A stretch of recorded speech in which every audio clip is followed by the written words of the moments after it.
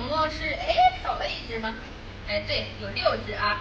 这6只小柴犬的话，大家有没有看到跟我身后的这2只有没有不一样？走了。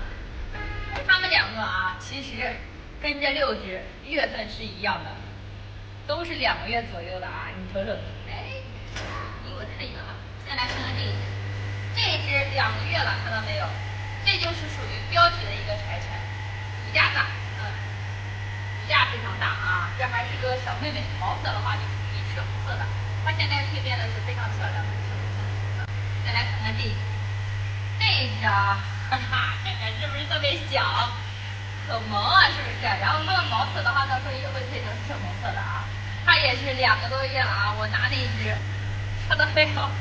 明显的啊，差距很大的。这个就是豆柴啊，现在2个多月都没有怎么长。看这一只，2个月，明显比它大了一半，是不是？这就是小豆柴啊，这一窝全部都是豆柴。像它妈妈的话，体重的话，也是在15斤左右啊。标柴的话，成年之后能达到，一般的话就是22斤左右，稍微重一点的话可以达到30。你看，这2个明显的感觉像大姐姐一样在陪着他们在这里玩，是不是？看我这么感动。